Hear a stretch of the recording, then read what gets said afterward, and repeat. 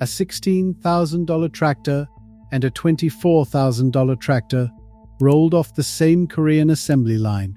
Same chassis, same engine, same operator station. That's number one on this list, and the badge is the only thing you paid extra for.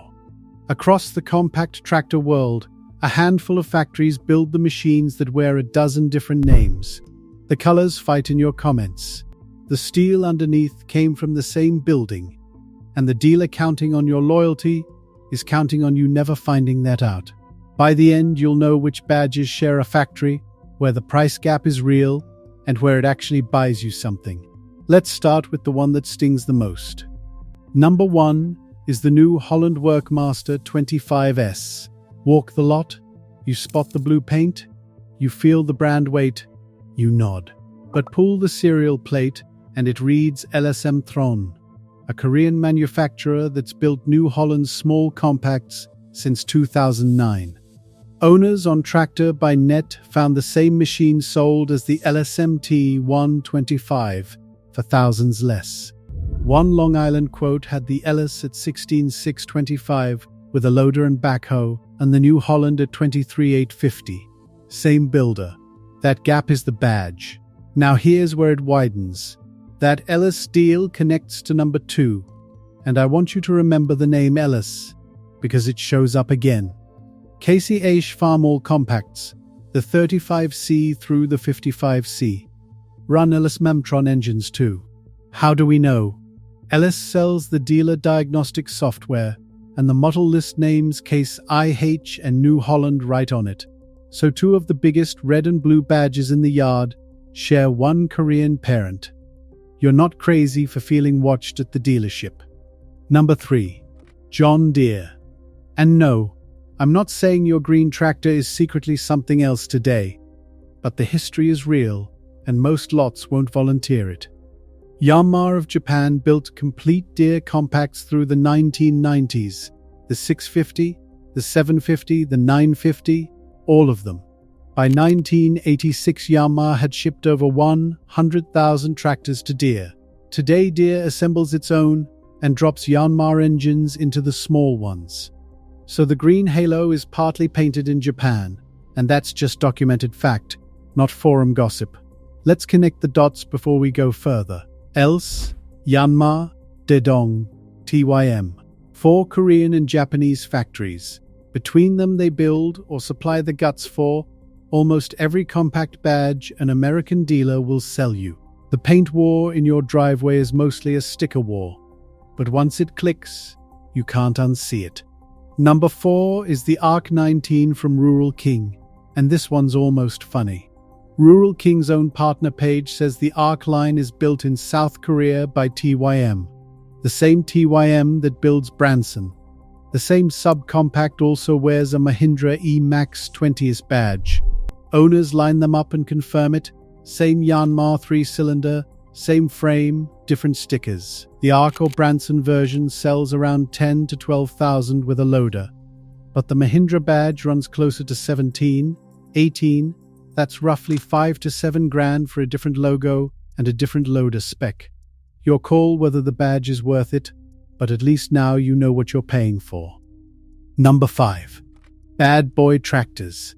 You know them from mowers.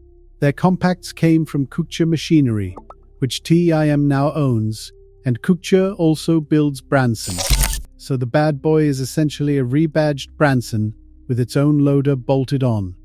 I'll be fair, owners have flagged frame and backhoe complaints on some units, so this isn't me calling it identical.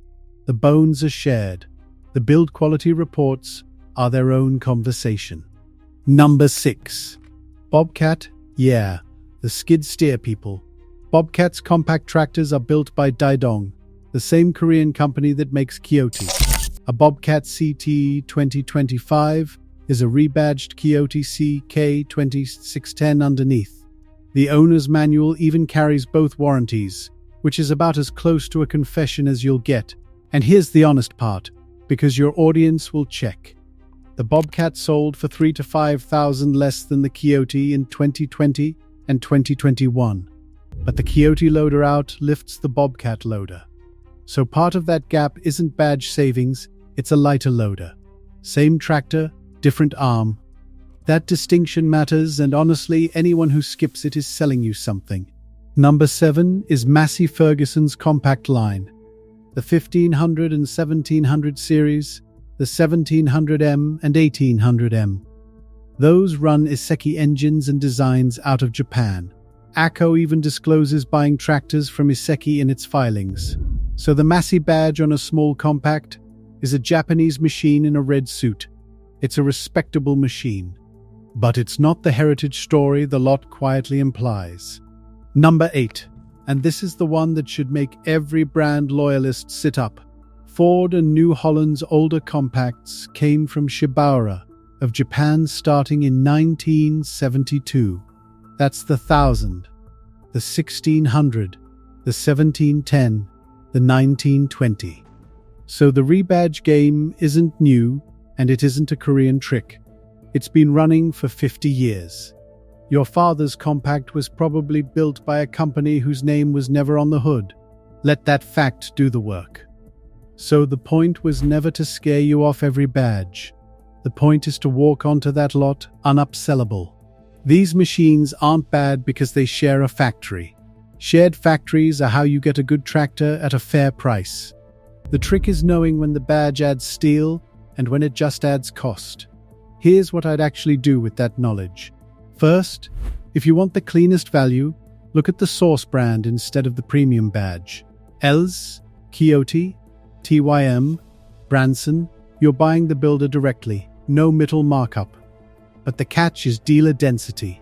Fewer lots near you means longer drives for warranty work, so check your local coverage before you fall in love with the price. Second, for subcompact buyers chasing simplicity, stay under about 25 horsepower.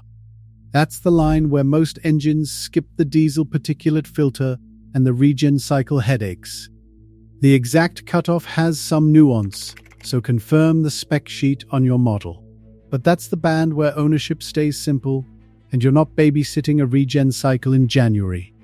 Third, and this is the move that ends the argument at the counter. Ask the salesman who actually manufactures the tractor and read the serial plate yourself. If the badge and the builder don't match, you now know exactly what the premium is paying for. Sometimes it's a better loader or a closer dealer, and that's worth real money. Sometimes it's just paint. The colors will keep fighting in the comments, and that's fine. Defend your brand. Just defend it knowing what's under the hood. The steel doesn't care what color you painted it. You're the one writing the check, so make the factory earn it, not the sticker.